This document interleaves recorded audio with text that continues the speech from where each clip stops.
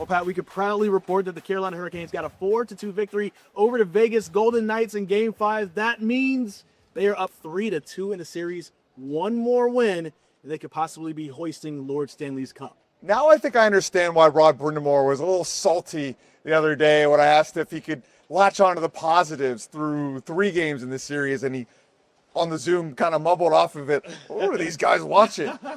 And you know what? I can see what he means now, because Carolina was just a few defensive mistakes away from really controlling this series. Like, yes, does Vegas have a ton of skill? Absolutely. But they weren't really generating a lot through 5-on-5 offensive sets. A lot of it was like, you know, getting behind the defense, great entries into the zone, and just skill showing itself in time and space. And the Canes in Game 4 took away a little bit more of it. I think Brendan Bussi being inserted in the lineup gave a little bit of a spark as far as a goaltending perspective, and you certainly saw it on display in this one, where you get a great goaltending performance, really solid defensively, and then on top of it, special teams and the top line delivers. I mean, this game was check, check, check, and check. Everything that you wanted from the Carolina Hurricanes throughout the playoffs, in this series specifically, we saw in this game. We've been asking, where's the top line production? You get 2 goals from Andrei Svechnikov that were power play goals. So there's almost 2 boxes checked off right there. Also get a goal from Sebastian Aho. In the first period, I felt like they were a little shy on shooting the puck a little bit. They were down 7-5, I believe, in shots on goal heading into the second period. All of a sudden, they end up going up. Now, they finished the game, of course, down to Vegas, but Vegas had the 6-on-4 man. It's a 3-1 game. So they were trying to make sure they got their shots in. But the Canes played their game.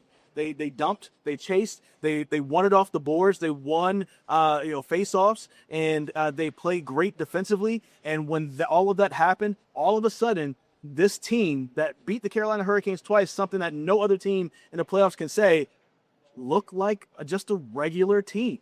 The Canes wore them down, and they couldn't even get to their game. This was the Canes game all the way through. If you have to nitpick, you took 3 delay of game penalties. One of them leads to 1 goal for the Vegas Golden Knights, and that was the only reason you were in the box in this game. You take that away, this may even look even worse. So there's still teach tape from this dominant of a game for the Carolina Hurricanes that they can use to go into Game 6. Yeah, I mean, Vegas capitalizes on that early penalty. Nikolai Ehlers kind of tries to clear it and shoots it way over the boards. And you get a Pavel Dorofeev sighting and a Jack Eichel sighting for really the first time in this series. First goal from Dorofeev. I believe he got the second one late as well. So I guess that's something to be positive about if you're a Vegas Golden Knights fan. But yeah, I agree with you. And then on the Kane side, opportunistic. Because Vegas gets 2 penalties in a row, which leads to the Svechnikov goal.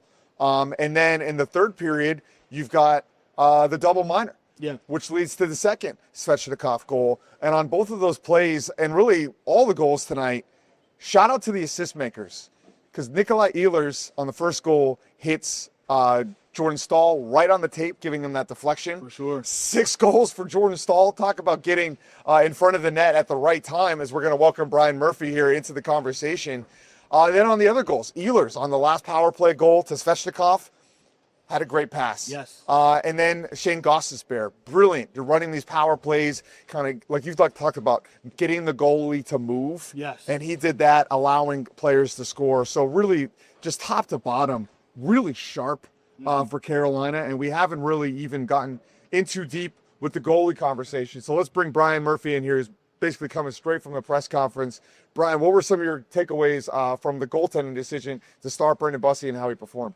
Yeah, no real conversation about that. It's shockingly, Rod Brindamore not asked about the goalie situation. I think at this point it's pretty obvious. It's Brandon Bussi's team. He talked about how well Brandon Bussi played and the poise that he showed. John Tortorella also asked about the goalie situation, asked if he thought about benching Carter Hart, who has now given up 4 goals in 5 consecutive games. Called the question the stupidest question he's ever heard. Until he benches them tomorrow. Right. Also said that this series is coming back. He's coming back to Raleigh, and he's leaving his clothes in the hotel. So John Tortorella very confident that this series is coming back to Raleigh. But Rod Brindamore said he actually didn't like the way they played for large portions of that game. Didn't like the first period. Interesting. Didn't like some of the things they did. Nikolai Ehlers, who had 3 assists, said this was probably his worst game of the playoffs and that he expected his dad, who's in attendance, and a current hockey coach to really lace into him. And Rod Brindamore said, good. But Brindamore said, and Ehlers talked about it, the way he was able to contribute positively in a game where he had 2 delay of game penalties and a couple other miscues. He was still able to get on the score sheet, help this team win. Yeah, great passes from Ehlers. I get it though, but this is the second game in this series where we've had an unnecessary penalty. It was the Svetch too many men on the ice, or was his delay of game in game 3 that leads to the first Vegas goal. Similar here with just a bad clear. These are mistakes you can't make, but I mean, we talked about it before. Carolina didn't make the big ones defensively, I thought, about letting guys get behind them deep. Yeah, that was definitely the best part of the game to me for the Carolina Hurricanes. Brian, we talked about, as you were coming in, how everything that you wanted to see from the Carolina Hurricanes, at least from our perspective, Rod Brindamore probably disagrees, according to what you're saying. But everything you wanted to see, we saw. We saw top-line production. Andrei Svechnikov gets 2 goals, right? You wanted to see the power play work. Those 2 goals from Svechnikov were on the power play. And then you see Jordan Staal once again on a heater. We haven't really talked about him yet in this. He has his 6th goal of the series. And just defensively, they just did not get beat. I felt like they controlled this game. Probably didn't have the shots on goal they wanted to in the first period. But after that, they flipped the second period. And from there on, it was just off to the races. Yeah, a lot of conversation in the postgame about Sebastian Aho, about Andrei Svechnikov getting those top-line forwards going. And just how much easier it makes the game for the rest of the team when your top guys are scoring. Obviously, Jordan Staal continues to just dominate this series in a lot of ways. And then a lot of talk about Brandon Bussi. He came up big when they needed him. Obviously gave up that first goal, but didn't allow a goal until late in the game. And I thought he made big saves when they needed it. Yeah. When the game was still in jeopardy, still in doubt, he came up big.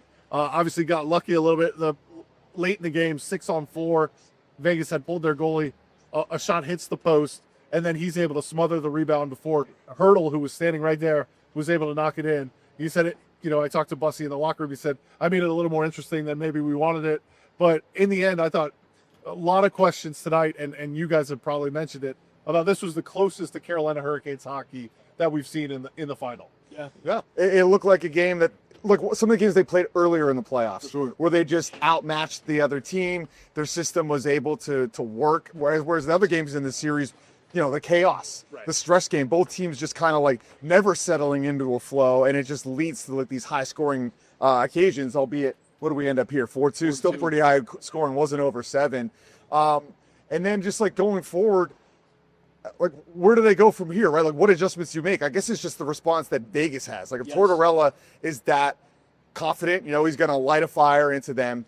Carolina has not lost 2 games in a row since January, so you have to feel pretty confident they're not going to lose 2 in a row, but winning 3 in a row against this Vegas team, going back to Vegas when they did not play up to their standards, makes for a tough one, I think, out there at T-Mobile. One of the things I brought up, too, on WRAL right after the game was this was the first time in this series we didn't see a multi-goal comeback, right? You go into the third period up 3-1, and just some of the conversations with folks up there, it's just I don't know, we know what happens in these games. 2-goal leads can really evaporate. And I felt like the Canes, in the first 10 minutes of the third period, really stifled the Vegas Golden Knights. They couldn't really get anything going. And then after that, you have the penalty on Mark Stone.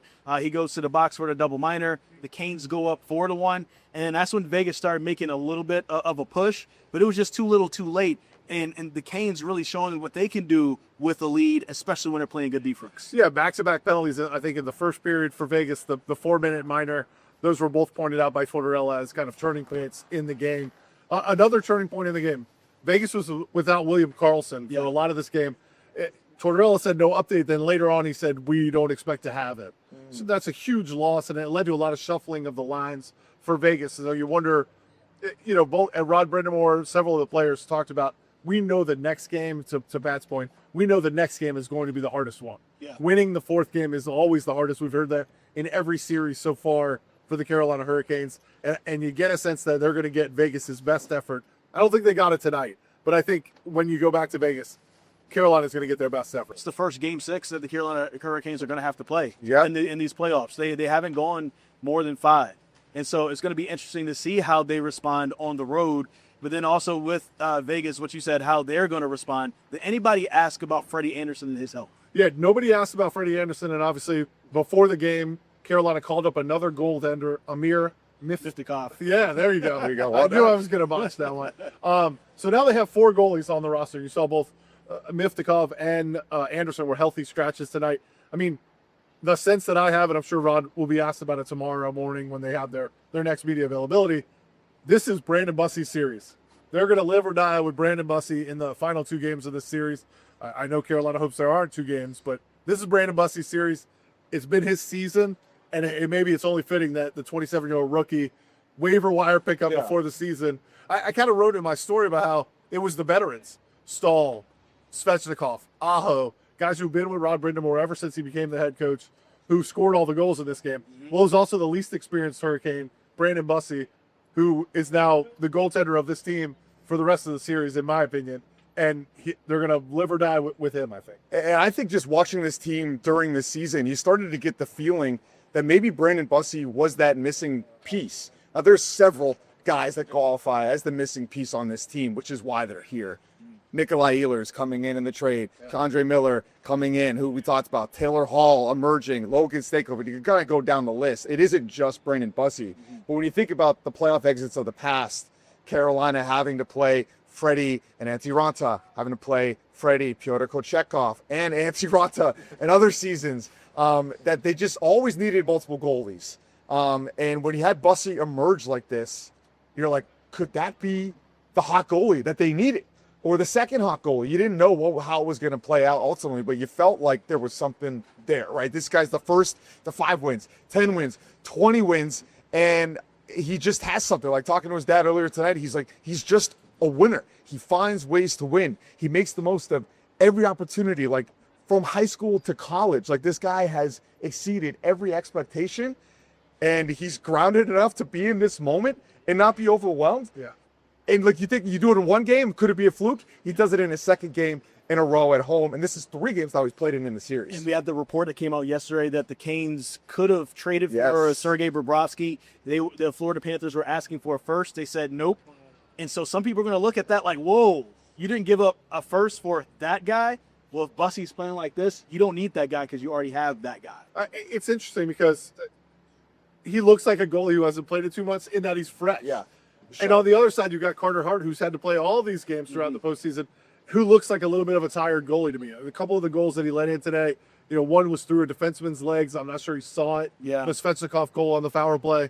The tip in from Stahl. I mean, these are tough saves, but it does seem when you played that many games over the postseason, and Vegas had a little bit of a harder road than Carolina did. So you've got one goalie who's totally fresh, playing his 3rd game in 2 months, and you've got another goalie who's playing, his 18th, 19th, 20th game in 2 months. And it really feels like just watching in that his movements are quicker. Bussi, I'm talking about, just seems to be a little quicker to the puck than maybe we saw out of Freddie Anderson and maybe we're seeing out of Carter Hart. Yeah, I think we don't know exactly what's going on with Freddie. I know you were talking about, is there an injury?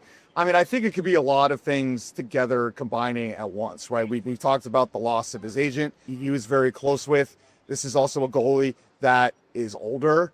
And is he injured?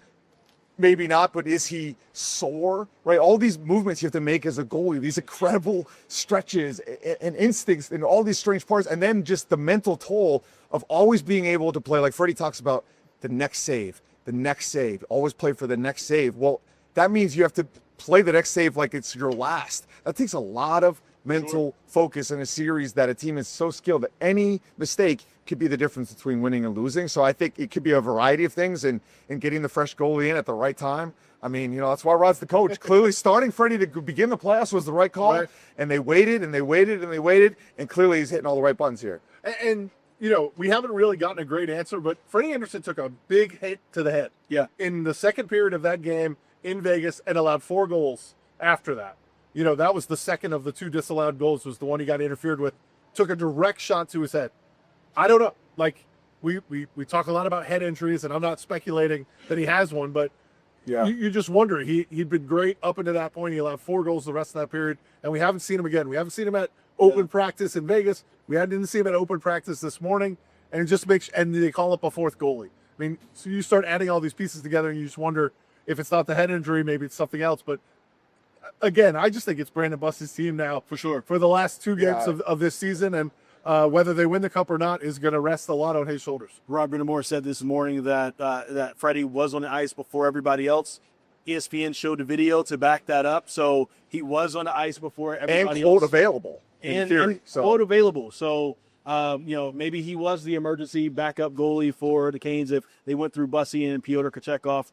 But Bussi is the story. Svechnikov, he is also the story. The Canes 1 win away from the Stanley Cup championship is also the big story. Guys, all hearts and minds clear? Yeah, is my bank account clear? My debts are clear. We're going back to Vegas, baby. Heading back to Vegas. You guys like, subscribe, hype, comment, everything on this video. Let us know who is your first star of the game. Hey, they had Andrei Svechnikov here, but do you want it to be Brandon Bussi? Let us know. We will talk to you in the comments. We'll also talk to you in Las Vegas. We're headed there next. I'm betting on Red 32, and I'm hitting the craps table with this man right here. See y'all in Vegas.